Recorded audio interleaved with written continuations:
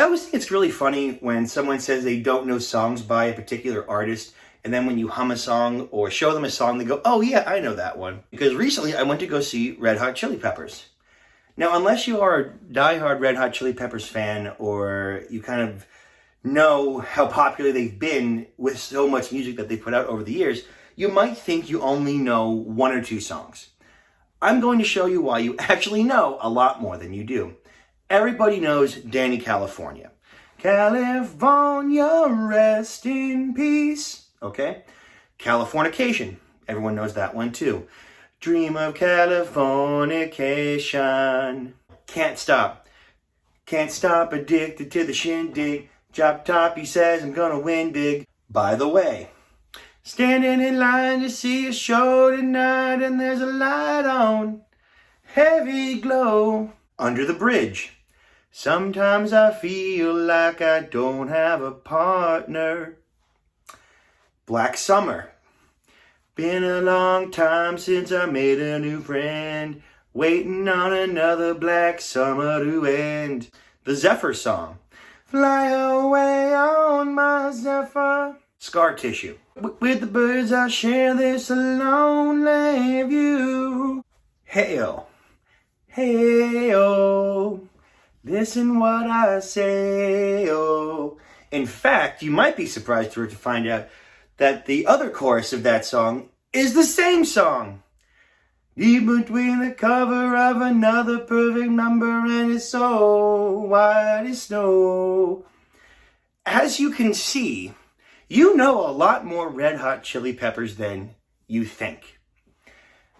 And coming to that realization was interesting when I went and saw them on their Unlimited Love Tour previously this year. What an absolute treat this was. I gotta say, it was a different vibe than what I might have expected, but it was great. The concert itself was at the Citizens Bank Park in Philadelphia. So again, it's the baseball stadium. Yes, the same baseball stadium where I saw Motley Crue, but it's also the same stadium where I saw Elton John for the fourth and final time on the last leg of the farewell tour. So the venue itself does have a lot of good shows that come around. The opening act was a really, really cool dude named Thundercat. Thundercat was awesome. He had this bass that was Asuka from Neon Genesis Evangelion. And his guitar strap was the body pillow image of Asuka from Neon Genesis Evangelion. But the dude was cool. He had like all sorts of anime tattoos. There was like a Dragon Ball and like the Thundercats thing on his hand.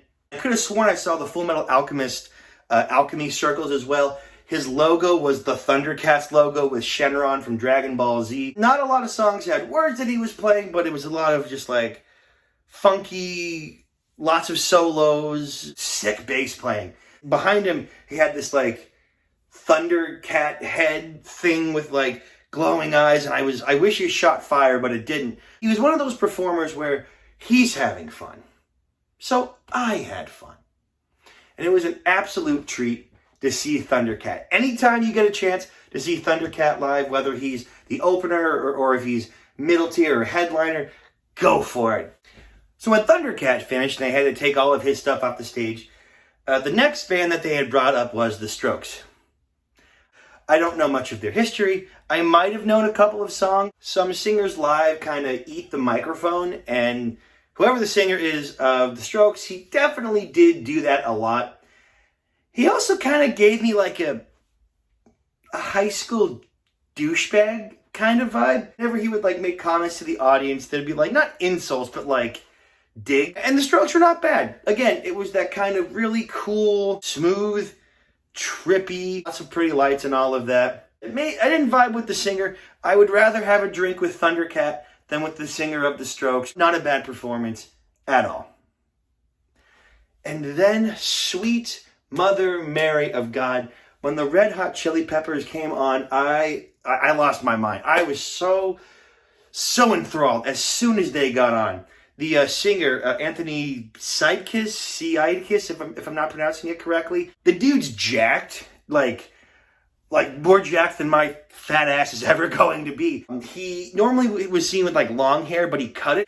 I looked at this dude, he had the mustache and like that short hair that Freddie Mercury had. Flea, of course, what an amazing bassist. And of course, who could forget Chad Smith, who when compared to Will Ferrell, you cannot convince me is not the exact same person. When the Red Hot Chili Peppers came out, they started strong. They started with a hit song from their new album, Tip of My Tongue, super fun, great, and it was all a blast from there.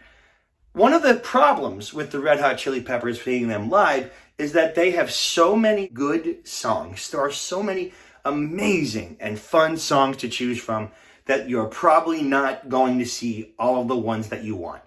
And that was unfortunately true in this case. But they played so many ones they wanted.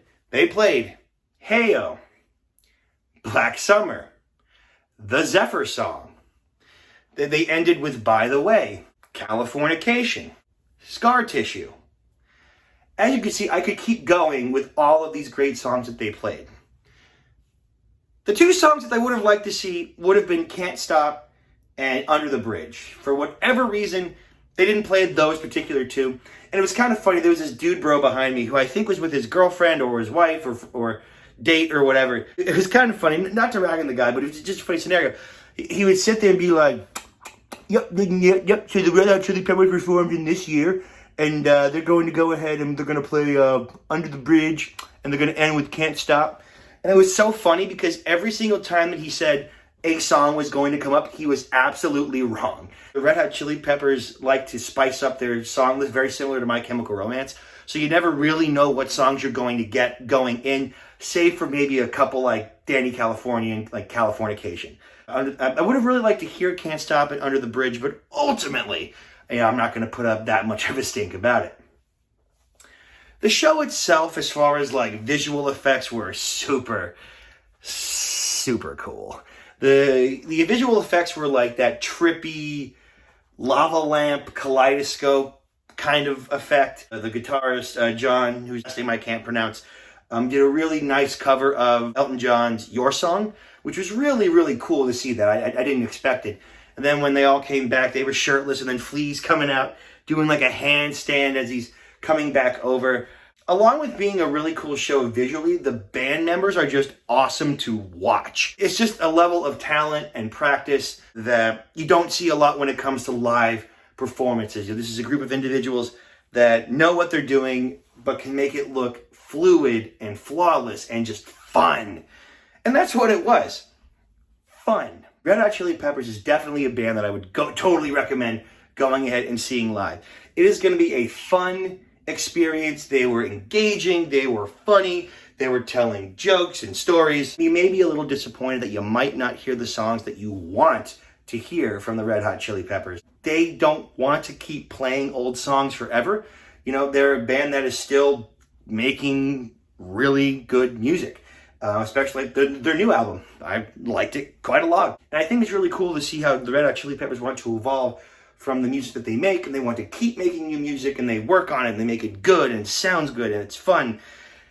You don't really see that high level of work from a band that big all the time, right? Some bands take it super seriously, like one band that I think does a great job with making new music, Weezer. If you haven't listened to Weezer's Seasons yet, you're doing yourself a disservice. The first 3 parts of their new album, Seasons, is out and it's been out for a bit. We have spring, summer, autumn, and then we're going to end with winter. Check it out. It's fantastic. Highly recommend. So before wrapping up with our video, let's take a look at the merch that we got. So first off, we have the t-shirt, Unlimited Love Tour. Pretty standard. I like the cream color. The only thing is that at least for me, anytime I get a light colored shirt, the armpit gets, dirty after so many times. And I don't know if you can see on the video, but there's it's like a weird material that's used to spell out unlimited love. It's extra thick. So the shirt feels thicker than a standard t-shirt. But if you look all the way in the little corner, we got a little flea. And you know what? Even though the shirt's a little unconventional, I think having a little flea by my ass is just perfect. And of course, I did make sure to get myself a hoodie as well. I don't know why I keep getting hoodies, but let's take a look. So again, the Unlimited Love Tour. This is actually the front of the hoodie.